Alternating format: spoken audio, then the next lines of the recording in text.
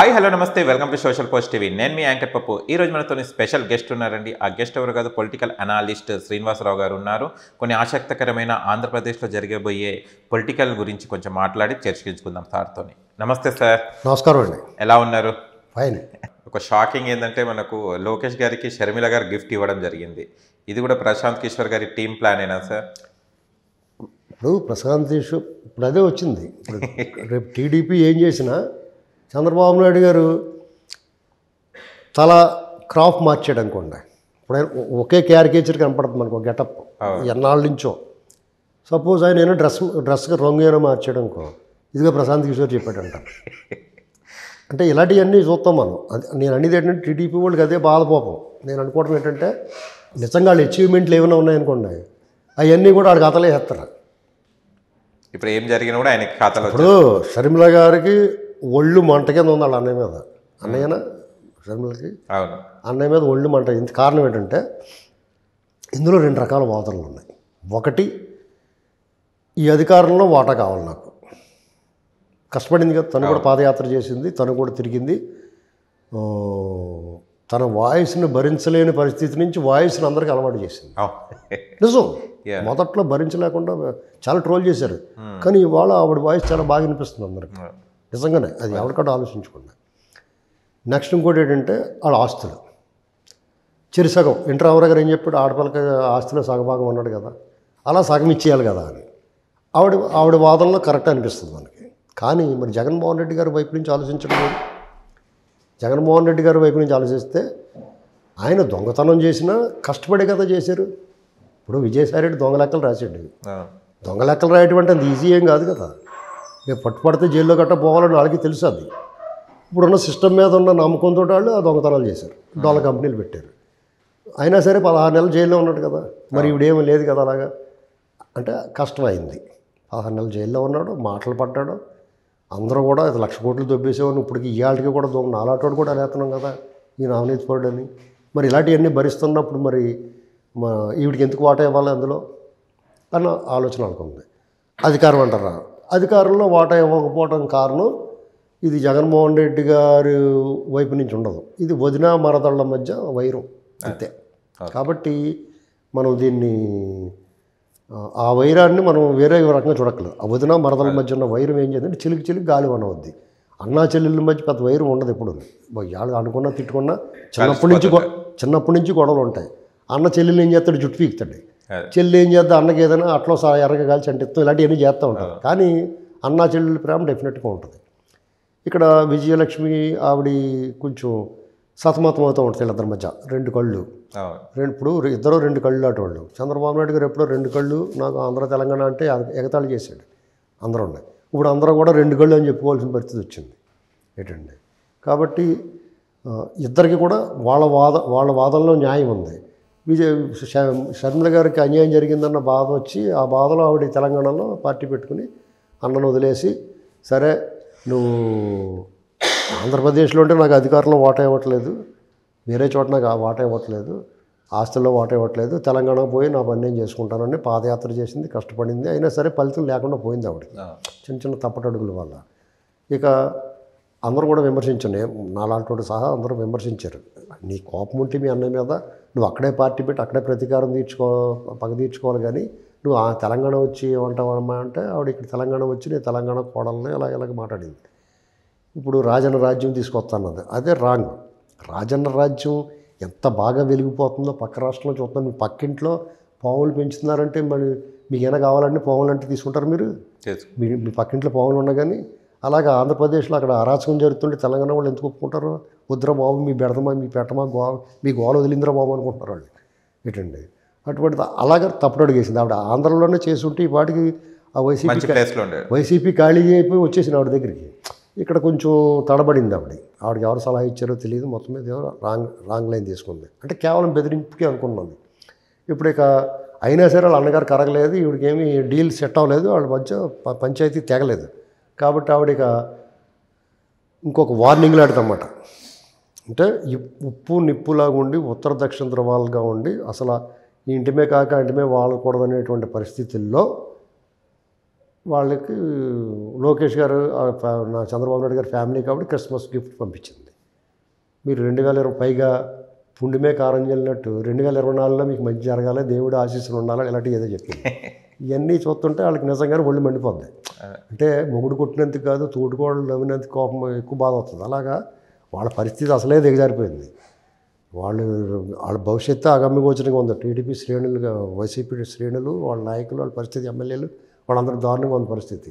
అలాంటి పరిస్థితుల్లో ప్రశాంత్ కిషోర్ అనేటువంటి వాడు ప్లేట్ మార్చేయటం, శర్మిల గారేమో శోభయ్యకేమో క్రిస్మస్ గిఫ్ట్లు పంపించటం, ఇలాంటివన్నీ అసలే యువగణం కూడా సక్సెస్ అయిపోయిన వరుస దెబ్బలు అన్నమాట.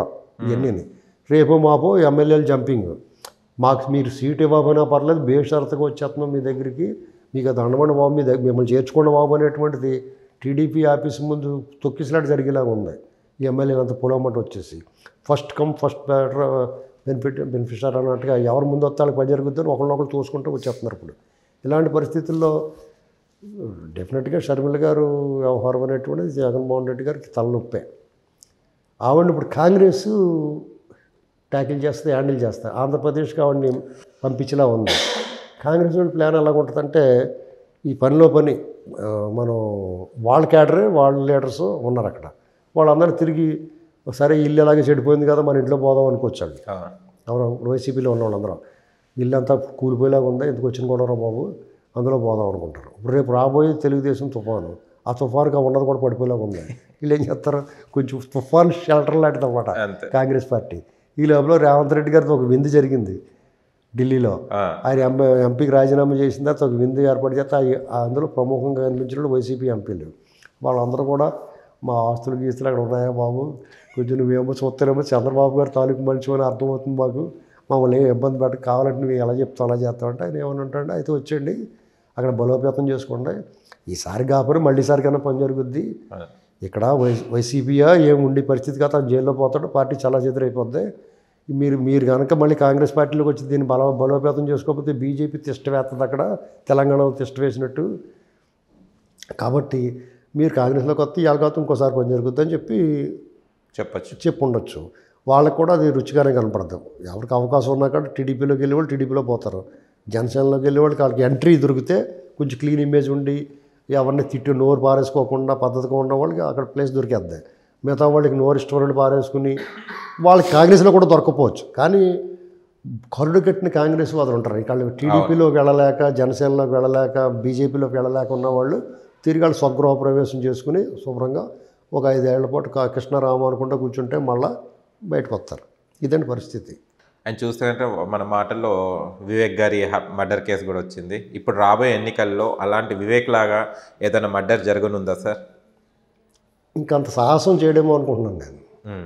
ఎందుకంటే ఆల్రెడీ వివేక మర్డర్ కేసు వాళ్ళ చుట్టూ తిరుగుతుంది వైఫై లాగానే. ఇప్పుడు ఎవరిని లిఫ్ట్ చేస్తుందో తెలియదు. ఆల్రెడీ అవినాష్ వాళ్ళు అందులో నిందితులుగా చేర్చబడ్డారు. సూత్రధారుల దగ్గరికి వచ్చి ఒక కడుగు దూరంలో ఆగింది. ఆ తెల్లవారుజాము ఫోన్ కాల్ విషయం బొమ్మ బయటకు వచ్చిందంటే మొత్తం అందరూ అక్కడే పిండి వంటలు అవి వండుకొని కుటుంబం అక్కడ ఉండాల్సిన పరిస్థితి వస్తుంది. కాబట్టి ఎటువంటి సాహసం ఏం చేయరేమో అనుకుంటున్నాను నేను.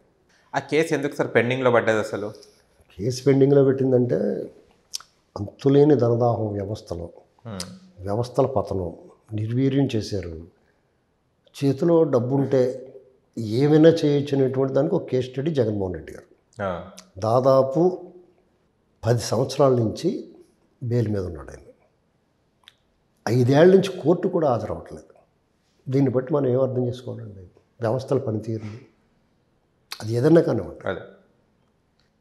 అలాగే మనం కొన్ని వ్యవస్థలు మనం అనకూడదు, ఆపాదించకూడదు ఉద్దేశాలు అని చెప్పేసి కొన్ని రెస్ట్రిక్షన్స్ ఉన్నాయి. కానీ మరి రోజుల తరబడి, నెలల తరబడి తీర్పులు రిజర్వ్ ఎందుకు అవుతున్నాయండి? ఇలా చూసి అలా చెప్పేయాల్సిన తీర్పులు కూడా వాయిదాల మీద వాయిదాలు పడతాయి. మళ్ళా తిరిగి అదే న్యాయమూర్తులు, కోర్టుల సంఖ్య పెంచాలి, న్యాయమూర్తులను పెంచాలి, ఇవన్నీ మాట్లాడతాం. ఇదంతా పెద్ద చర్చ. ఇది ప్రజాస్వామ్యవాదులందరూ కూడా రోడ్డు మీద వచ్చి మాట్లాడాలి. వాళ్ళకు కూడా కులము, మతము, ప్రాంతం ఇలాంటి ఒక అభిప్రాయాలు ఏర్పడుతున్నాయి. కాబట్టి మాట్లాడాల్సిన టైంలో మాట్లాడరు. కొన్ని విషయాలు ఇప్పుడు ఆంధ్రప్రదేశ్ ఉంది,